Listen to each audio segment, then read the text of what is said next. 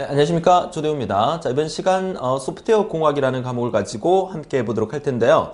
자, 이번 소프트웨어 공학이라는 과목은 앞서 말씀을 드렸지만 정보처리 기사에만 출제되는 과목이 되겠죠. 정보처리 산업기사를 준비하시는 분들은 이 소프트웨어 공학이라는 과목 대신에 시스템 분석 및 설계라는 과목을 20문제로 문제를 풀게 되고요. 정보처리 기사를 준비하시는 분들은 이 소프트웨어 공학이라는 과목으로 20문제를 풀게 됩니다. 자, 하지만 사실 그 내용 자체는 거의 뭐 한 50% 이상은 비슷하다고 보시면 되겠습니다. 그래서 앞서 강의에서도 말씀을 드렸지만 정보처리 기사를 준비하시는 여러분들은 정보처리 산업기사는 시험을 오후에 칠 수 있기 때문에 원서 접수하실 때 반드시 기사와 산업기사를 동시에 접수하셔서 오전에 기사를 치시고 오후에 산업기사를 치는 방향으로 학습을 해주시는 게 훨씬 낫다라고 말씀을 드리고 그래서 여러분 강의실 내에는 소프트웨어 공학이라는 과목도 있고 또 시스템 분석 및 설계라는 과목도 같이 넣어놨기 때문에 전체 여러분 강의실에는 총 6과목이 보이실 겁니다. 기사만 치실 분들은 시스템 분석 및 설계라는 과목은 안 들으셔도 됩니다. 하지만 산업기사도 같이 치실 분들이 들어달라고 제가 일부러 시스템 분석 및 설계도 넣어놨기 때문에 그날 한날 오전에 기사를 치시고 오후에 산업기사를 같이 치면 둘 중에 하나 역시 붙을 수 있겠고요. 둘 다 붙으면 실기시험도 둘 다 치셔서 자격증을 2개를 딸 수 있는 그런 여러분이 되셨으면 합니다. 정보처리 자격증, 정보처리 기사도 있고 산업기사도 있으면 이력서 쓸 때 정보처리 기사 취득 이렇게만 적지 마시고 정보처리 기사 취득 그리고 정보처리 산업기사 취득 이렇게 둘 다 적어주시면 다른 건 몰라도 이 사람 참 부지런하구나, 그죠? 하나만 따는 것보다 2개씩이나 땄구나 이런 생각을 할 수 있기 때문에 아무래도 조금 가산점이 있지 않을까요? 제 나름대로의 생각입니다. 자, 소프트웨어 공학에 대한 개념을 이번 시간 시작을 하게 될 건데, 자, 이번 시간에 공부하게 될 이 소프트웨어 공학이라는 이 과목은 이번 시간에 전반적인 소프트웨어와 또 시스템에 대한 얘기와 또 소프트웨어 공학의 개념, 또 소프트웨어의 생명 주기에 대해서 이번 시간에 함께 공부해 볼 텐데요. 자, 이 강의를 소프트웨어 공학이라는 과목을 진행을 하면서는 상당히 제가 막 마음이 흥분됩니다. 자, 왜냐하면 소프트웨어라는 자체가 컴퓨터의 프로그램을 의미하는 거죠. 우리는 지난 전자계산기 구조라는 과목에서 컴퓨터의 하드웨어를 중점적으로 공부를 했다면 지난 운영체제를 통해서 소프트웨어 중에서 시스템 소프트웨어에 대해서 중점적으로 공부를 한 거고요. 이번 소프트웨어 공학을 통해서 지금까지 우리가 공부했던 이 소프트웨어라는 부분을 왜 그만큼 중요시하는가, 오늘날은 왜 소프트웨어 공학이라는 학문까지 생겨버렸는가, 자, 그 이유에 대해서 여러분들이 좀 알아두셔야 되는 부분이 참 안타까운 현실들이 상당히 많아요. 무슨 말이냐면 컴퓨터가 제대로 동작하려고 그러면 기계적인 하드웨어가 존재를 해야 되고 그 하드웨어를 움직여 줄 수 있는 소프트웨어가 반드시 필요하다는 거죠. 그런데 이 소프트웨어 개발 하는 사람들의 수가 너무너무 부족하고 소프트웨어 개발하는 사람들을 우리가 뭐라 부르냐면 프로그래머라고 부르잖아요. 그런 프로그래머들의 수도 부족할 뿐더러 프로그래머가 열심히 프로그램을 개발했는데도 불구하고 사실 우리가 어떤 직업을 가지고 그 직업을 가지고 열심히 일을 하면 보상이 따라야 되잖아요. 그만큼 급여가 주어져야 되고 내가 프로그램을 개발함으로써 돈도 많이 벌어야 되잖아요. 근데 소프트웨어 개발자들이 그렇게 돈을 많이 벌지를 못하고 있습니다. 그러다 보니까 나는 소프트웨어 프로그래머 더 이상 안 할래 하고 그만두는 사람도 많을 거고, 또 미래의 어떤 그 꿈을 꿀 때, 그죠? 지금의 어떤 초등학생이나 이런 학생들이 나는 미래의 컴퓨터 프로그래머가 될 거야, 이런 이런 초등학생들이 점점 그 수가 줄어들고 있고, 제가 어릴 때만 해도 프로그래머가 되겠다는 사람들이 상당히 많았었어요, 그죠? 그런데 오늘날은 프로그래머가 수가 그만큼 적고, 프로그래머 수가 적다 보니까 좀 똑똑한 사람들이, 좀 더 똑똑한 사람들이 프로그램을 좀 더 손쉽게 개발하고 사용자의 편의를 위해서 개발할 수 있는 그런 부분들이 많이 뒤처지기 때문에 우리는 소프트웨어 위기가 도래했다, 이렇게도 얘기를 합니다. 사실 이번 시간에 공부할 내용 중에서 여러분들이 반드시 알고 넘어가야 될 부분이 뭐냐면 이러한 소프트웨어 위기 현상 때문에 소프트웨어 공학이라는 학문이 만들어진 거거든요. 그러면 소프트웨어의 위기 현상이 도래된 가장 근본적인 요인은 뭡니까? 뭐라고 생각하십니까? 소프트웨어 개발자들이 돈을 많이 못 받아서 뭐 그럴 수도 있습니다. 또는 뭐 소프트웨어를 열심히 개발했는데, 그죠? 전부 다 여러분들이 뭡니까? 어둠의 경로를 통해서 불법으로 복제를 해서 다 써버리니까 아, 이거 소프트웨어 이거 이대로 안 되겠다. 위기가 왔다. 뭐 이럴 수도 있겠죠. 근데 가장 근본적인 요인은 뭐냐면 컴퓨터를 움직이려면 기계적인 하드웨어가 있어야 되고 그 기계를 움직일 수 있는 소프트웨어가 있어야 되죠. 근데 하드웨어를 괜찮은 것을 개발하면 돈을 상당히 많이 벌어요. 그렇죠? 그러다 보니까 하드웨어 개발자들은 돈을 많이 벌 수 있으니까 하드웨어 개발에 중점적으로 투자를 하고 일을 하게 되겠죠. 그러니까 하드웨어 개발 속도는 엄청나게 빨라집니다. 그런데 소프트웨어 개발 속도는 하드웨어를 따라가지를 못하는 거야. 이러니까 우리는 어떤 현상, 언밸런스 현상이 생기는 거죠. 이러다 보니까 소프트웨어 위기가 도래가 된 거예요. 그러니까 이 소프트웨어 공학이라는 학문이 나오면서 어떻게 이 소프트웨어 위기 현상을 좀 모면해서 하드웨어 개발 속도를 소프트웨어 개발 속도가 따라갈 수 있는 방향이 없을까 해서 나온 학문이라고 보시면 되겠어요. 자, 그래서 이번 시간부터 시작해서 운영체제 강의가 8강으로 끝났지만 소프트웨어 공학도 아마 7강 내지 8강 정도까지 제가 진행을 할 예정입니다.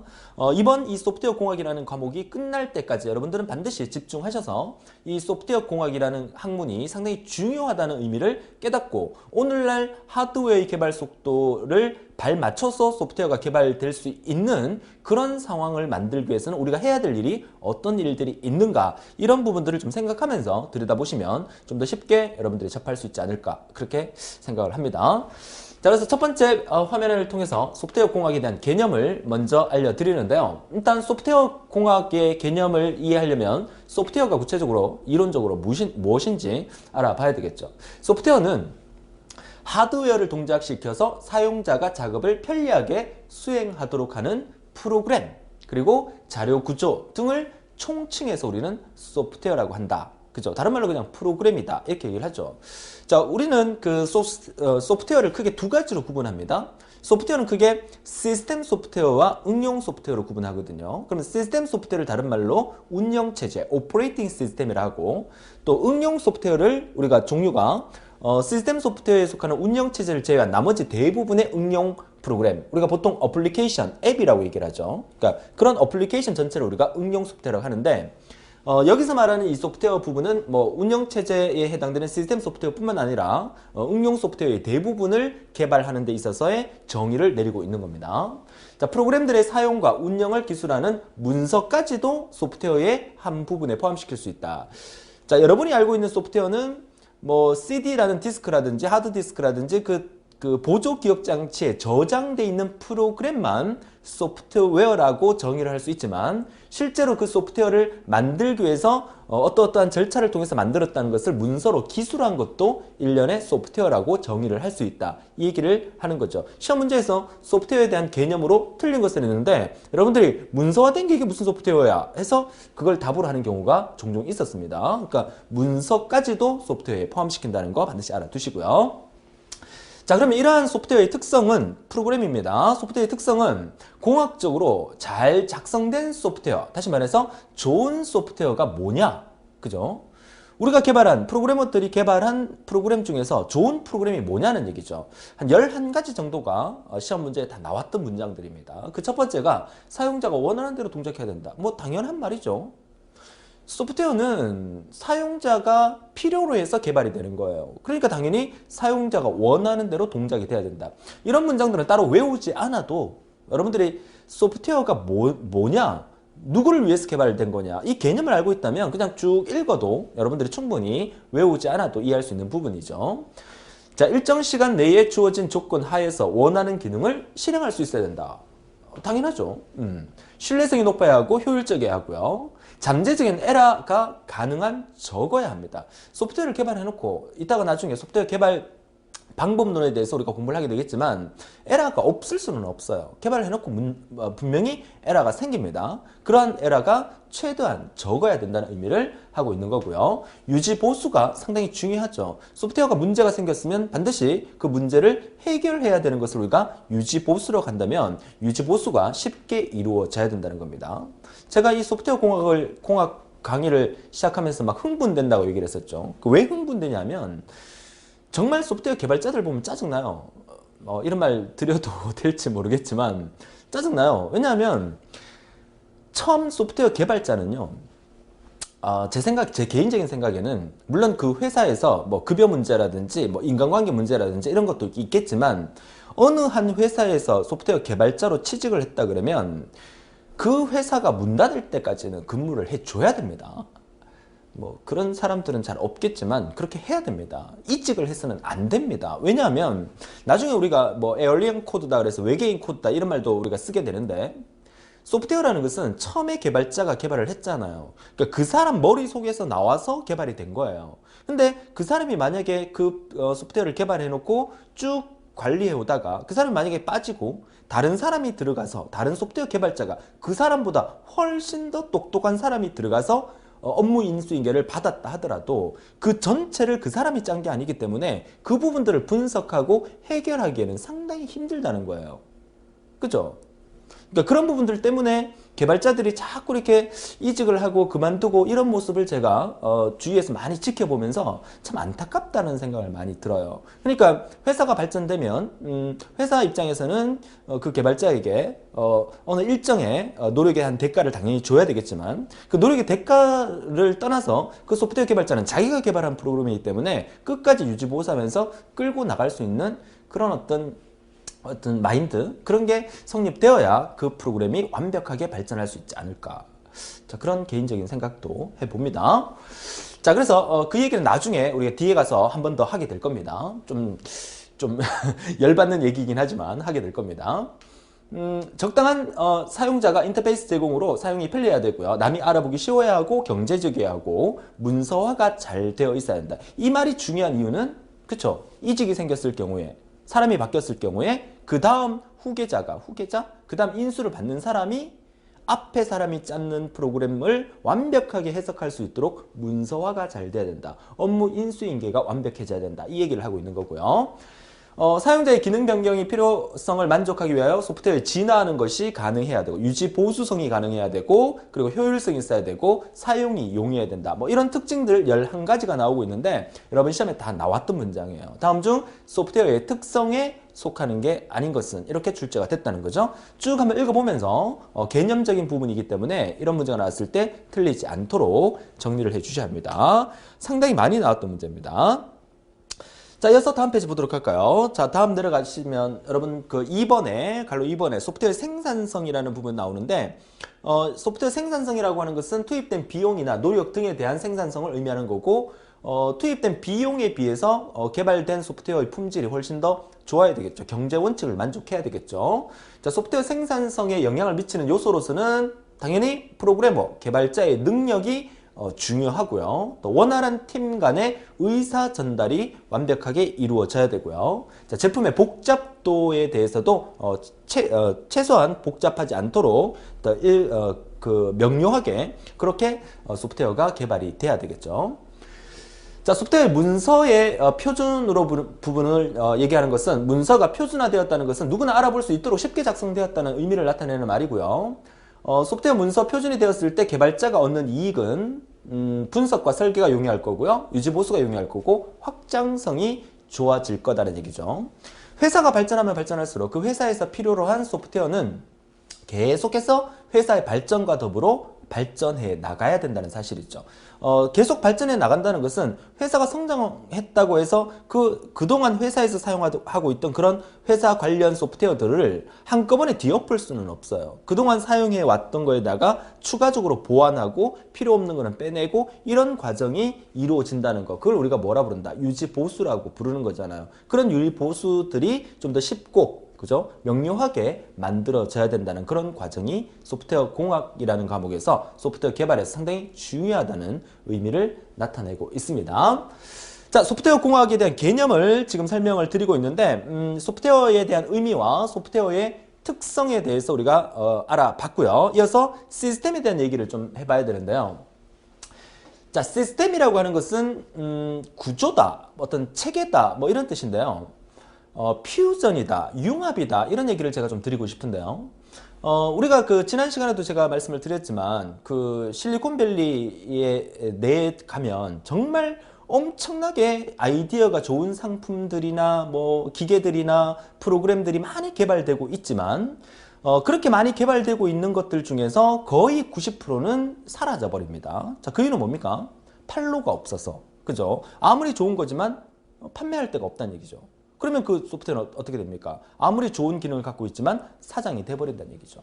자, 그렇다는 얘기는 우리가 이 퓨전이라는 그 융합을 하게 되면 이용할 수 있지 않을까. 예를 들어서 A라는 회사가 A라는 제품을 개발했고 B라는 회사가 B라는 제품을 개발했고, 근데 이 A라는 제품과 B라는 제품은 단독으로는 어디 팔로가 없단 말이죠. 근데 A라는 제품과 B라는 제품이 융합되면 엄청난 부가가치를 만들어낼 수 있는 그런 상품이 만들어질 수도 있다는 얘기입니다. 그죠? 자, 여기서 설명하고 있는 시스템이라는 개념도 마찬가지입니다. 공통의 목적이나 목표를 달성하기 위하여 여러 가지 상호 관련된 요소들을 유기적으로 결합하는 것을 우리가 뭐라 부른다? 시스템이라 부르는데, 요즘은 많이 유행을 하고 있지 않지만 한참 유행을 했던 것 중에서 우리가 홈시어터 시스템이라고 들어보셨죠? 홈시어터 시스템 뭡니까?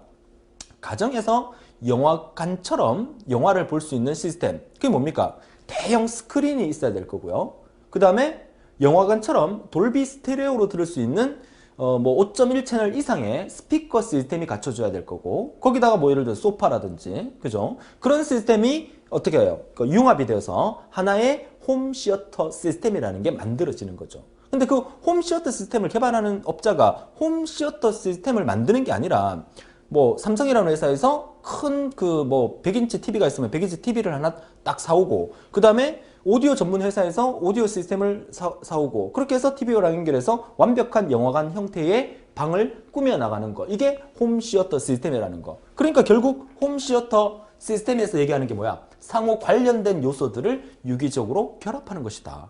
융합 기술이다. 이런 얘기죠. 시스템에 대한 개념을 정확하게 알아두셔야 합니다. 자, 그렇다면 소프트웨어는 독립적으로 존재할 수 없으므로 컴퓨터를 기반으로 하는 여러 시스템과 관련을 맺어서 상호 동작을 해야 된다. 자, 내가 프로그램을 하나 개발을 했어요. 근데 이 프로그램은 뭡니까? 프로그램 자체가 눈에 보이지 않는 프로그램이에요. 이 프로그램은 뭐야? 하드웨어라는 컴퓨터에 설치를 해야만 컴퓨터가 돌아가면서 그 프로그램을 쓸 수 있는 거잖아요. 그렇죠? 그런 개념이라고 보시면 되겠어요. 그래서 시스템의 구성 요소에는 어떻게 돼 있다? 어떤 데이터가 입력이 돼야 되겠죠. 그 입력이 있으면 그 데이터를 처리할 거고, 그 처리 결과를 출력을 하게 될 겁니다. 출력을 했을 때 그 결과물이 좋지 않으면 다시 피드백해서 입력 과정으로 돌아가서 다시 한번 처리하고 출력을 하는데, 이 입력과 처리와 출력을 모두 통제하는 시스템이 바로 컨트롤 제어 시스템이다. 이걸 나타내는 그림입니다. 실제로 시험 문제에서 이 그림이 한번 출제된 적도 있었어요. 여기에 갈로 딱 비워놓고 갈로 안에 들어갈 수 있는 내용은 무엇이냐, 이렇게 나온 적도 있습니다, 과거에. 그죠? 자, 시스템의 구성 요소에 대한 그림을 잘 이해를 하시면서, 그럼 여기 있는 구체적인 설명이 밑에 나오죠. 자, 입력이라는 것은 당연히 처리 방법, 데이터를 투입하는 것을 의미하는 거고, 처리라는 것은 처리하는 거. 그죠? 출력이라는 것은 내가 원하는 산출물을 만들어내는 것. 그 다음에 제어라는 것은 감독하는 것. 세 가지를 모두 다 감독을 하고 있습니다. 피드백이라는 것은 뭡니까? 자, 출력물이 내가 원하는 결과가 나오지 않았을 때 반복으로 처리를 함으로써 올바른 데이터가 나오게끔 처리해주는 과정을 피드백이라고 한다. 그래서 이번 페이지를 통해서 우리는 시스템에 대한 개념을 정확하게 우리가 알고 있어야 되는데, 시스템이 뭐다? 핵심적인 건 뭐야? 상호 관련된 요소들을 유기적으로 결합한 것을 우리가 시스템이라고 한다. 시스템에 대한 정의를 묻는 문제가 출제가 됐었습니다.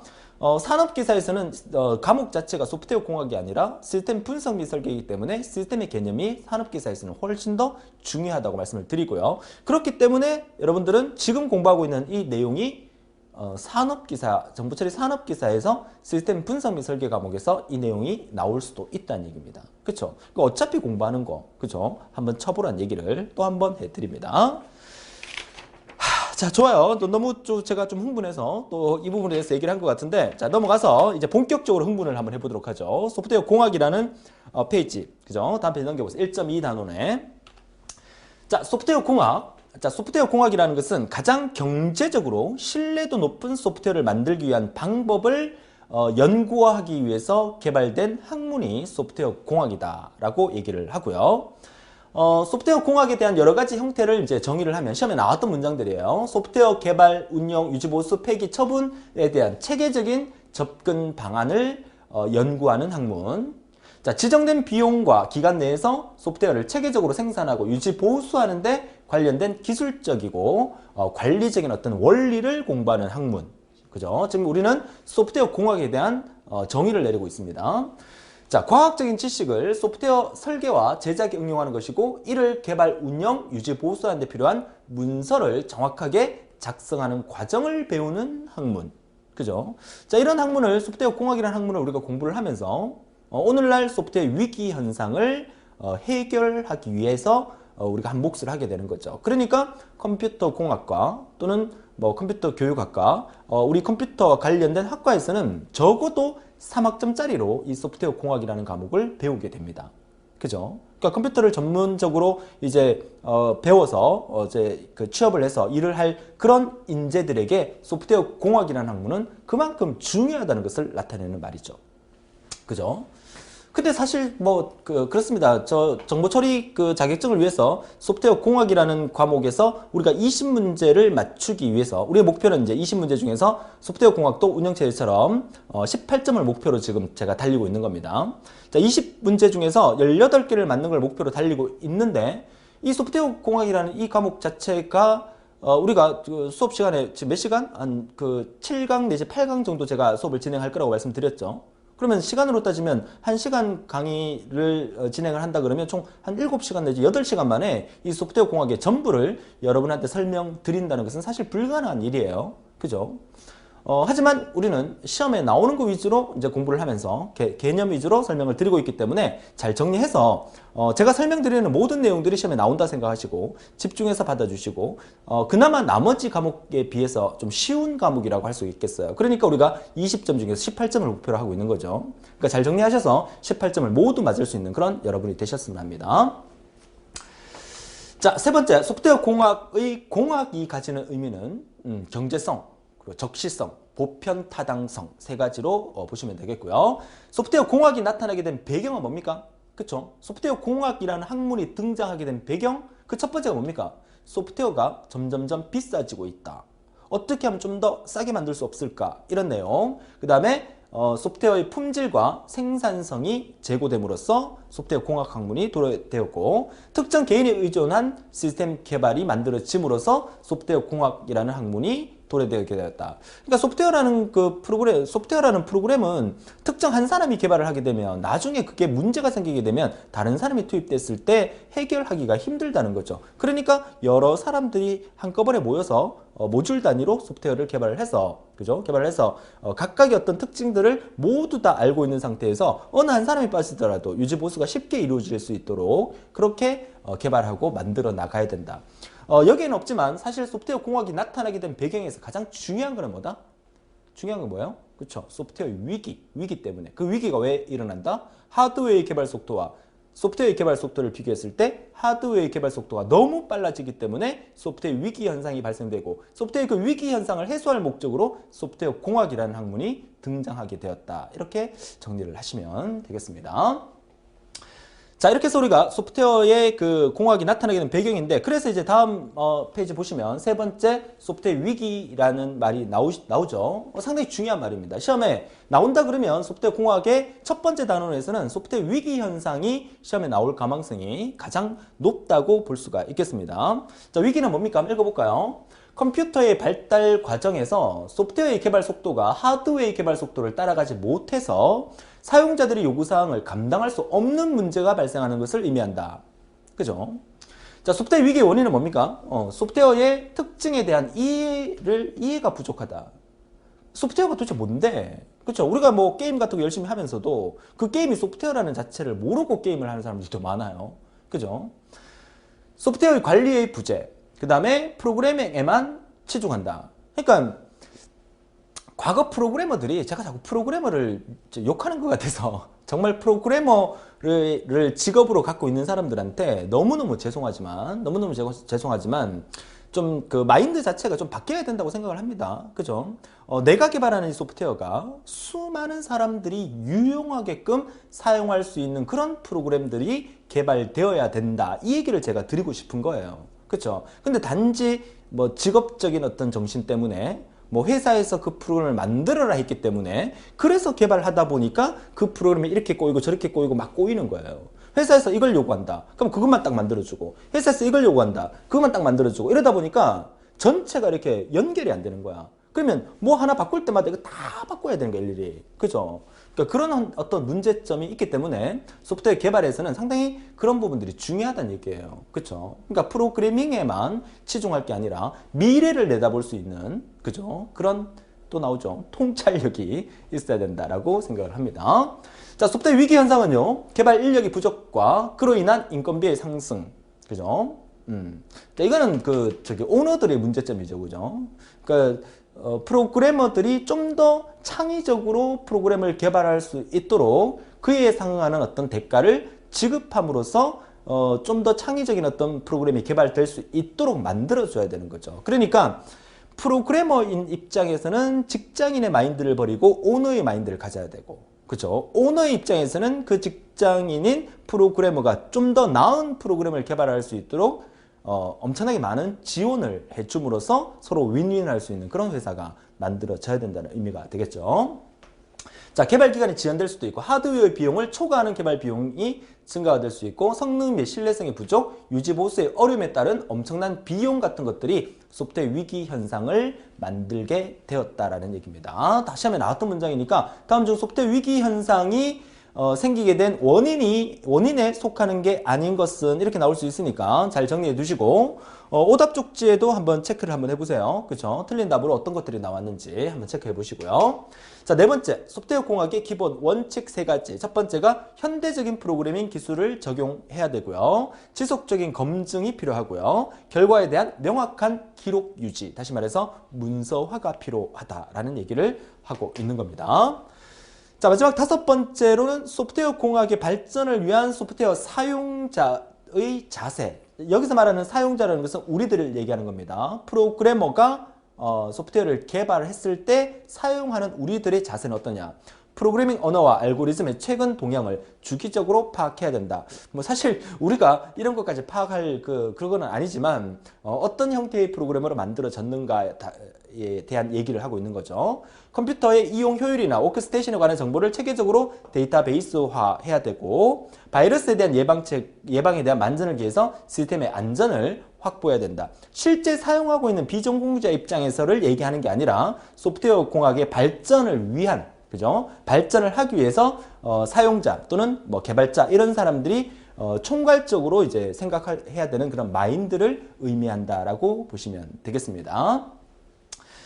자, 이렇게 해서 이번 단원을 통해서 소프트웨어 공학에 대한 정확한 개념을 우리가 잡았고요. 이 소프트웨어 공학에서 가장 중요했던 이 파트는 소프트웨어 위기 현상. 그러니까 소프트웨어 위기 현상 때문에 이 소프트웨어 공학이라는 학문이 도래되게 되었다. 이 개념을 이해를 하고 들여다보시면 돼요. 사실 그래서 지금 우리가 공부하고 있는 이 단원 자체는 암기도 물론 해야 될 것도 있겠지만 전반적인 이 소프트웨어의 어떤 위기론과 소프트웨어 공학에 대한 개념을 이해하고 있는 것 있어야만 시험 문제를 읽었을 때 충분히 우리가 문제를 해결할 수 있다는 얘기입니다. 그러니까 제가 자꾸 어떤 회사를 예를 들고 오너의 마인드를 예를 들고 프로그래머의 마인드를 예를 드는 이유가 여러분들이 문제를 받았을 때 그런 부분들을 생각을 하고 이해를 한다 그러면 좀 더 쉽게 문제를 접할 수 있다라고 말씀을 드리는 거죠.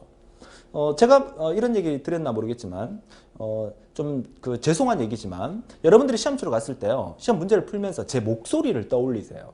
제 강의를 처음부터 끝까지 열심히 듣고 시험 치러 간다 그러면 제 목소리를 떠올리면서 시험 문제를 풀 때 나중에 기출문제풀이 강의를 제가 수없이 할 거잖아요. 그렇죠? 여러분이 시험지를 딱 받는 순간, 문제를 읽는 순간 제가 문제를 읽어준다라는 생각을 가지세요. 제 목소리를 기억을 하시면서. 그러면 문장 하나하나 읽을 때 그 느낌이 와요. 느낌이. 아, 그래서 대호쌤이 이렇게 강조했던 부분이 바로 이 부분이구나.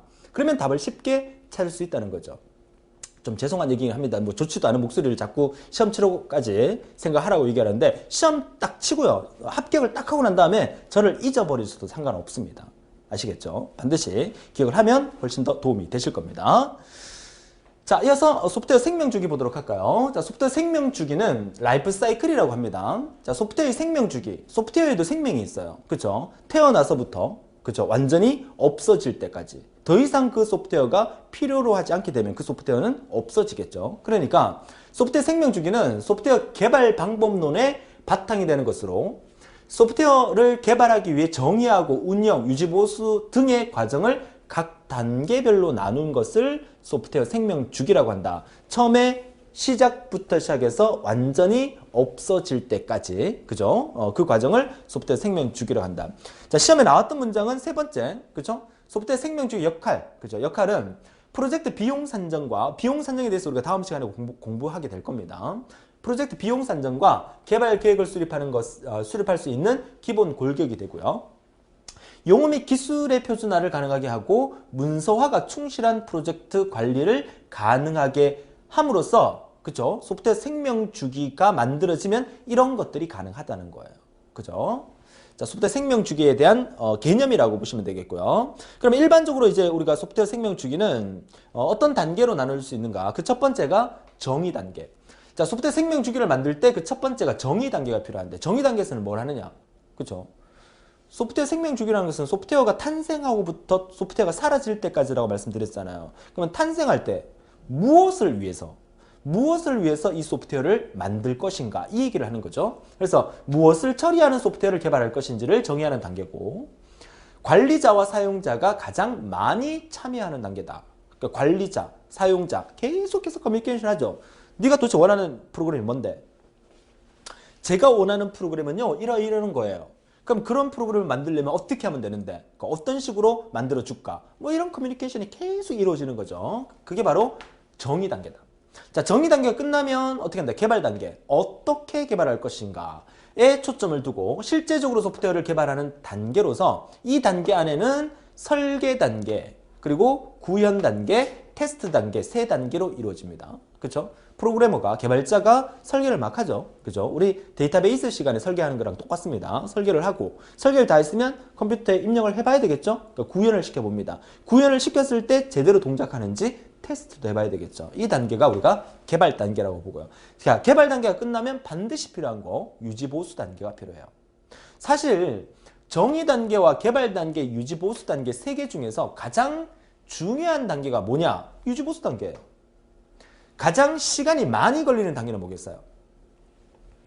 정의 단계, 개발 단계, 유지 보수 단계에서, 그죠? 프로그램을 개발할 때, 소프트웨어를 개발할 때 걸리는 시간적으로 따졌을 때 가장 많이 걸리는 시간은요, 당연히 유지 보수 시간입니다. 유지 보수예요. 왜 그렇겠어요? 소프트웨어를 개발하는데, 정의하는데 이만큼 시간이 걸렸어요? 그죠? 개발하는데 이만큼 시간이 걸렸어요? 그러고 난 다음에 이 소프트웨어가 만약에 개발해놓고 난 다음에 안 쓰면 유지보수할 필요가 없겠죠. 유지보수 시간 얼마 안 들어요. 근데 그 회사가 살아있는 한 10년이건 20년이건 100년이건 그 회사가 있는 한 그 회사에서 필요한 소프트웨어니까 계속해서 어떤 문제점이 발생하면 수정해야 되기 때문에 그 유지보수 기간이라는 것은 전체의 한 60% 이상을 차지할 만큼 엄청나게 그 시간이 길어진다는 거예요. 여러분 시험에도 그래서 유지보수에 관련된 문제가 가장 많이 나오게 될 겁니다. 아시겠습니까? 자, 소프트웨어를 직접 운영하며 변경에 초점을 두고 여러 환경의 변화에 따라서 소프트웨어를 적응 및 유지시키는 단계다. 내가 프로그램을 개발했어요. 그렇죠? 멋진 프로그램을 개발했단 말이야. 근데 OS가 바뀌어버리는 거야. OS가 뭡니까? 운영체제. 여러분들이 지금 윈도우 7을 이용하다가 윈도우 8으로 넘어갔어요. 그죠? 그럼 윈도우 7에서 잘 움직이던 그 소프트웨어가 윈도우 8으로 넘어가면서 대부분의 컴퓨터의 운영체제는 윈도우 8으로 바뀌는 거야. 그러면 이 소프트웨어가 윈도우 8에는 돌아가지가 않는 거야. 그럼 어떻게 해야 돼? 유지보수 해야 되죠. 윈도우 8에 돌아갈 수 있도록 하기 위해서. 그죠? 자, 그런 개념이라고 보시면 되겠습니다. 그래서 일반적인 소프트웨어 생명 주기는 정의 단계, 개발 단계, 유지 보수 단계로 구분되고 각각 단계에서 할 수 있는 일이 어떤 것들인지를 자세히 정리를 해 두시면 되겠습니다. 자, 그렇다면 이번 시간의 하이라이트 부분입니다. 소프트웨어 생명 주기의 모형의 종류 크게 세 가지가 나옵니다. 크게 세 가지. 그 첫 번째가 바로 워터폴 모델입니다. 폭포수 모형이라 하죠. 자, 폭포처럼 위에서 밑으로 이렇게 쭉 떨어지는 형태니까 폭포는 한 번 떨어지면 다시 올라갈 수가 없어요. 그죠? 맞죠? 한 번 진행되면 끝이야. 그게 바로 폭포수 모형입니다. 자, 폭포수 모형은 소프트웨어 개발 과정의 앞단계가 끝나야만 다음 단계로 넘어갈 수 있는 선형 구조고 순차적 모형이다. 그죠? 순서대로 넘어가는 단계다. 그래서 제품의 일부가 될 매뉴얼을 반드시 작성을 해야 되고요. 각 단계가 끝난 후에 그 결과물이 명확하게 나와야 돼요. 한치의 오차로 돼 있으면 처음부터 다시 해야 되는 경우가 발생할 수 있어요. 그죠? 그래서 폭포수 모형은 소프트웨어 공학에서 가장 오래되고 가장 폭넓게 사용됐던 전통적인 방법이고요. 소프트웨어 생명주기 모형으로서 고전적 생명주기 모형이라고 한다. 아주 옛날부터 전통적으로 사용했던 개발 방법입니다. 자, 소프트웨어 생명주기 모형 첫 번째가 바로 폭포수 모형인데, 그럼 이 폭포수 모형의 개발 순서는요? 그죠? 첫 번째, 타당성이 있는지 없는지, 그 소프트웨어를 개발할 필요가 있는지 없는지를 먼저 검토를 하고, 그 다음에 계획을 세우죠. 계획을 세우고 고객의 요구를 분석을 합니다. 고객이 원하는 게 도대체 뭔지 분석을 하고, 그 다음에 직접 설계로 들어가겠죠. 설계가 끝나면 어떻게 합니까? 컴퓨터에 입력을 해야 되겠죠. 컴퓨터에 입력하는 단계가 뭐다? 코딩 단계 또는 구현 단계라고 합니다. 그죠? 그리고 이제 잘 되는지 안 되는지 테스트를 해봐야 되겠죠? 테스트, 검사합니다. 나중에 우리가 다음 시간에 가게 되면 검사하는 방법에도 뭐 여러 가지 검사 방법이 있어요. 블랙박스 테스트 방법, 화이트박스 테스트 방법, 이런 것들을 우리가 소프트웨어 공학에서 배우게 되는데, 그런 어떤 검사를 하게 되죠. 검사가 끝나면 이제 뭐합니까? 마지막으로 유지 보수를, 그 소프트웨어가 사라질 때까지 유지 보수를 계속 이어나가야 된다. 자, 폭포수 모형의 개발 순서는 이런 순서로 개발이 되는데, 이 순서는 여러분들이 암기를 해 주셔야 합니다. 아시겠죠? 시험 문제에서 중간에 뭐 1번 기억, 니은, 비긋, 리얼 이렇게 적어놓고 폭포수 모형의 개발 순서를 올바르게 나열한 것은 해서 1번, 2번, 3번, 4번에 뭐 니은, 디귿, 리얼, 뭐 기억 이런 문제 있잖아요. 기억, 니은, 디귿, 리얼 순이다. 뭐 이런 식으로, 그런 식으로 문제가 나올 수 있기 때문에 이 순서를 반드시 암기해 주셔야 됩니다. 뭐 개념 이해하면 충분히 암기를 안 해도 이해할 수 있겠지만, 나머지 다음 페이지에 나오는 뭐 프로토타입 모형이나 나선형 모형에도 순서가 있기 때문에 그 순서랑 헷갈리지 않게끔 여러분들이 외워 주셔야 된다는 거죠.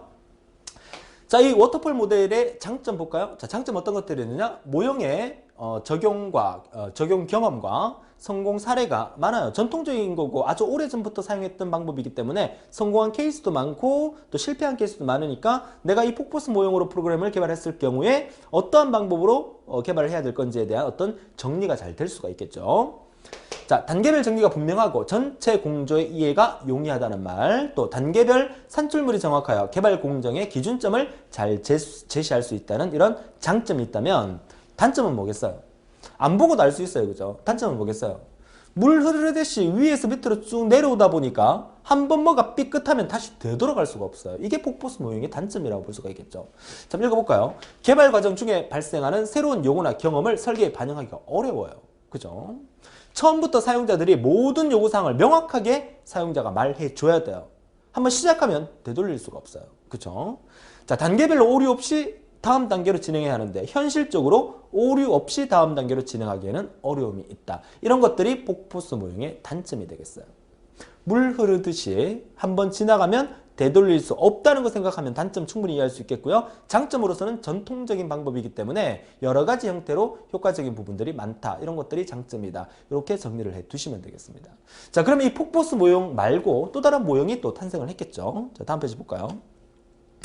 자, 프로토타입 모형이라 합니다. 프로토타입 모형이라고 하는 것은 모델 하우스 형태다. 이렇게 한번 생각해 볼까요? 건축을 예를 한번 들어보죠. 자, 건축을 예를 든다 그러면 어떤 건물을 하나 지으려고 그래요. 그죠?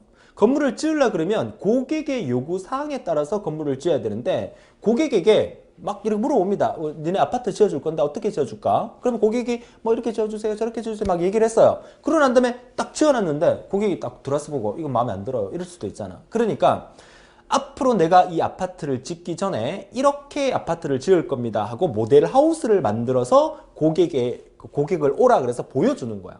그럼 보여주면 고객이 들어와서 있네, 변기도 이렇네, 변기 색깔은 이것보다는 뭐 이런 색깔이 좋을 것 같아, 문고리는 이 모양 말고 이 모양으로 하는 게 좋을 것 같아, 이런 모델 하우스를 통해서 요구사항을 다 받아들여서 오케이 그럼 그렇게 지어드리겠습니다 하고 아파트를 올리는 거죠. 그렇죠? 자, 그 개념이 바로 이 프로토타입 모형이다. 프로토타입이 모델 하우스다. 이렇게 생각을 하세요. 그래서 시스템의 일부 혹은 시스템의 모형을 만드는 과정으로서, 그죠? 모델 하우스를 만든다는 얘기입니다. 모형을 만드는 과정으로서 요구된 소프트웨어의 일부를 구현하여, 그죠? 뭐 아파트 전체가 만약에 세대가 뭐 1000세대다. 그럼 1000세대를 다 보여주는 게 아니라 한 세대 정도만 모델하우스를 만든다는 얘기죠. 일부를 구현하여 추후 구현 단계에 사용될 골격 코드가 되는 모형을 만들어내는 거고요. 실제 상황이 나오기 전에 가상으로 시뮬레이션을 통해서 최종 결과물에 대한 예측을 할 수 있는 형태의 주기 모형이다. 이렇게 보시면 되겠고요. 최종 결과물이 만들기 전에 의뢰자가 최종 결과물의 일부 또는 모형을 볼 수 있다는 거. 그러니까 모델하우스 생각하니까 문장 내용이 전부 다 쉬워지죠. 그죠? 자, 프로토타입은 발주자나 개발자 모두에게 공동의 참조 모델을 제공할 수 있고요. 구현 단계의 구현의 골격이 될 수 있고, 구축하고자 하는 시스템의 요구사항이 불명확한 경우에 가장 적절하게 적용될 수 있는 그런 형태의 모델이다라고 보시면 되겠습니다. 자, 작업 순서 한번 볼까요? 폭포수 모형과 어떻게 다른지 한번 보세요. 자, 고객의 요구를 수집합니다. 그죠? 수집하고 난 다음에 빠른 설계를 통해서 모델하우스를 빨리 만드는 거죠. 빠른 설계를 통해서 프로토타입을 구축하게 되는 거죠. 모델하우스를 만들어서 고객을 부릅니다. 어떻습니까? 그죠? 고객이 평가를 받고 그 고객의 평가를 가지고 수정을 하죠. 수정을 해서 프로토타입을 조정합니다. 그리고 난 다음에 실제로 구현하는 단계죠. 이해할 수 있겠습니까? 그렇죠? 너무 쉽게 정리가 됩니다. 그래서 모델하우스 개념 생각하시면 되겠어요. 자, 프로토타입 모형의 장점은 사용자 요구사항의 정확한 파악 및 충실한 반영이 가능하다. 요구사항의 변경이 용이하다는 거죠. 폭포수 모델과 비교해서 공부해두는 게 중요합니다.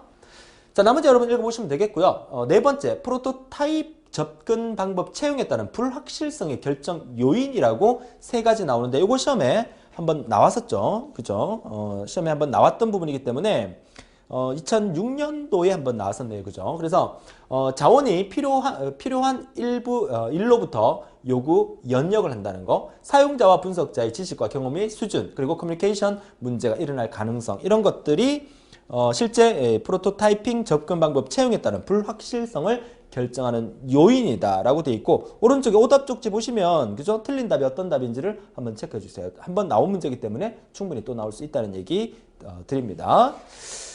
자, 이어서 생명 주기 모형의 종류 마지막 세 번째가 되겠죠. 나선형 모형이라고 합니다. 이 나선형 모형이라고 하는 것은 나선 형태로 되어 있다는 얘기죠. 여러분 책 다음 페이지 넘겨보시면 일단 그림부터 먼저 보시게 되면 이 그림이 이제 나선형 모양이에요. 그죠? 그러니까 개념 이해는 되게 쉬워요. 그죠?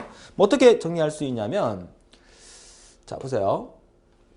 자, 여기서부터 이제 계획을 수립하죠. 그죠? 계획을 수립합니다. 계획 수립 단계에서 시작을 해서 계획 수립이 어느 정도 됐어요. 그리고 난 다음에 위험이 있나 없나 분석을 하죠. 그죠? 분석을 합니다. 그 다음에 공학적인 개발을 시도를 하죠. 그리고 고객에게 평가를 받습니다. 평가를. 요렇게. 그죠? 자, 이렇게 평가를 받고 끝날 수도 있습니다. 사실은. 끝날 수 있는데 고객 평가를 받으니까 어떻습니까? 고객이 이거는 마음에 안 들고요. 저것도 마음에 안 들고요. 이걸 고쳐주세요. 저걸 고쳐주세요. 라고 얘기를 하겠죠. 그럼 다시 어떻게 합니까? 다시 계획 수립을, 그 부분에 대해서 계획 수립을 하고, 그 다음에 위험 분석을 하고, 그 다음에 역시 공학적 개발을 하고, 또다시 고객의 평가를 받습니다. 그럼 고객이 평가받으니까 몇 개는 수정됐는데 또 이런 것도 수정해주고 이런 것도 수정해주세요 라고 얘기하겠죠. 그럼 또다시 계획 수립을 하고, 이 과정을 계속해서 반복해서 나선형 모양으로 만들어지는 구조, 이게 바로 나선형 모형이다 라고 얘기를 합니다. 자, 반복적인 작업을 수행하는 점증적 생명주기 모델이다. 점점 커지죠. 그죠? 점증적. 고객과의 의사소통을 통해서 계획 수립과 위험 분석, 구축, 고객 평가의 과정, 네 가지 과정이 계속해서 반복이 되고 있다는 얘기죠. 그죠? 그 다음에 가장 큰 장점, 좋은 점은 위험 분석 단계에서 기술과 관리의 위험 요소들을 하나씩 제거한다. 여기서 위험 분석 단계에서 고객이 요구하는 부분을 계획을 수립하고 위험 분석 단계에서 필요한 부분, 필요 없는 부분을 하나씩 빼낸다는 얘기죠. 그죠? 이렇게 수정이 들어간다는 얘기입니다. 그죠? 자, 그런 개념이고, 그래서 완성도 높은 소프트웨어를 만들 수 있다. 점점 다져나가는 방식이죠. 자, 비용이 많이 들거나 시간이 많이 소요되는 대규모 프로젝트나 큰 시스템을 구축할 때 적합하다는 얘기. 요거 아주 중요한 말입니다. 대규모 프로젝트나 큰 시스템을 구축할 때 유리한 방식이다. 자, 점진적으로 개발 과정이 반복되기 때문에 누락되거나 추가 요구사항을 계속해서 첨가를 쉽게 할 수 있다는 얘기죠. 유지 보수 과정은 필요 없어요. 왜? 계속 돌면서 고객 평가에 따라서 다시 계획 수립하고 위험 분석하고 다시 개발하고 고객 평가하고 또 계속하니까 자체가 유지 보수가 돼버리는 거야. 그러니까 유지 보수 과정 자체가 따로가 필요 없는 겁니다. 나선형 모형이죠. 자, 그럼 나선형 모형의 개발 단계와 순서 볼까요? 그 첫 번째가 뭐야? 플래닝. 개발, 그죠? 계획을 잡고, 그 다음에 리스크 어널리시스, 위험을 분석하겠죠. 그 다음에 엔지니어링, 공학적인 개발을 하고, 그 다음에 커스터머 에발루에이션, 뭡니까? 고객을 평가하게 되겠죠. 그죠? 고객이 평가하게 되겠죠. 그래서 이 네 가지 단계가 이렇게 나선형 모형으로 만들어지고 있다는 사실을 그림을 통해서 기억한다 그러면 이 내용이야 뭐 충분히 쉽게 이해할 수가 있겠죠. 자, 여기까지가 나선형 모형에 대한 얘기고요. 그래서 이번 시간에 하이라이트는 이 세 가지입니다. 폭보수 모형, 그리고 프로토타입 모형, 나선형 모형 세 가지를 이해하는 게 이번 시간에 가장 큰 하이라이트다라고 보시면 되겠고, 마지막 페이지에서 보여드리는 소프트웨어 실패율은 자, 그림처럼 이제 소프트웨어에 대한 어떤 사용 시간과 실패율을 나타내는 그래프인데 지나가다 보면요. 그러니까 원래는 이렇게 만들어져야 돼. 실패율이라는 게 높으면 안 되잖아요. 그렇죠? 맨 첫 번째 시작을 했습니다. 실패율이 높아요. 그러니까 처음에 이제 소프트웨어를 이렇게 개발하는 시간으로 따지면 처음 개발 시작할 단계에는 처음 만들었으니까 실패할 확률이 높겠죠. 시간이 지나면 지날수록 실패할 확률이 줄어드는 이 그래프가 가장 이상적인 곡선이에요. 그죠? 이상적인 그래프예요. 이렇게 만들어져야 돼. 그죠? 그런데 어떤 경우가 발생한다? 처음에 실패율 높은 상태에서 시간이 지나면서 실패율이 떨어지다가 소프트웨어에 수정이 일어나기 시작하는 거야. 고쳐달라. 고치는 순간 실패율이 다시 높아질 가능성이 크겠죠. 고치는 게 잘못 고칠 수도 있잖아. 그죠? 고치고 난 다음에 시간이 지나면서 줄어들다가 다시 변경하면 또 올라갔다가 줄어들고 이런 형태의 그래프가 만들어질 수 있다는 얘기입니다. 원래 이상적인 그래프는 이렇게 만들어져야 되는 거죠. 그죠? 자, 그런 개념이 되겠어요. 그 그림을 이해하시라는 얘기입니다. 그래서 예상치 못한 오류가 발생할 수 있다는 것을 이 그래프를 통해서 우리가 확인할 수 있다는 것을 보여드리는 거죠. 자, 좋아요. 이렇게 해서 우리가 이번 단원, 자, 1단원 소프트웨어 공학에 대한 개념과 소프트웨어 생명 주기에 관련된 여러 가지 모델에 대해서 이번 시간에 같이 공부를 하게 됐는데요. 정리를 하자면 소프트웨어와 시스템에 대한 개념을 이번 시간에 이해를 해야 되고 소프트웨어 공학에 대한 개념을 이해하고 소프트웨어 위기 현상이 왜 도래되었는가. 그래서 소프트웨어 위기 현상을 해소할 목적으로 소프트웨어 공학이라는 학문이 등장하게 되었다. 이 개념을 이해하시고 마지막 소프트웨어 생명 주기에 대한 모형의 종류 세 가지를 통해서 흐름을 정리하는 게 중요하다고 말씀을 드립니다. 이번 시간은 개념 위주의 정리였고 이번 시간에 역시 그 시험에 나올 문제는 역시 한 두세 문제 정도 나올 수 있다고 보여지니까 반드시 잘 정리하셔서 이번 시간에 공부한 내용 어려운 내용 아니니까 충분히 맞출 수 있도록 해주시고요. 다음 시간에는 소프트웨어 프로젝트 관리라는 단원을 같이 공부해 보도록 하겠습니다. 첫 시간에 말씀드렸지만 지금 벌써 강의 끌려고 하는 사람이 있는데 아직 강의 끄지 마세요. 제 말 끝까지 들어주세요. 이번 시간에 공부한 내용이 소프트웨어 공학에 대한 개념 위주로 공부를 했고요. 또 이번 단원 자체가 소프트웨어 공학이라는 것은 기사에만 출제되는 과목이죠. 그만큼 중요도가 있다는 얘기입니다. 일반 컴퓨터 공학과 학생들이 3학점짜리로 들어야 되는 그런 과목을 줄여서 딱 7강 내지 8강으로 만들어서 보내드리는 만큼 각 강의 전체가 다 중요하고요. 그리고 내용 자체가 그렇게 어렵진 않습니다. 외울 걸 확실히 외워주시고 이해할 부분 이해하신다면 충분히 소프트웨어 공학에서 20점 중에서 18점을 우리가 목표로 한번 달려보도록 하겠습니다. 자, 오늘도 너무 고생 많으셨고요. 우리 다음 시간에 더 활기찬 모습으로 뵙도록 하겠습니다. 수고하셨습니다.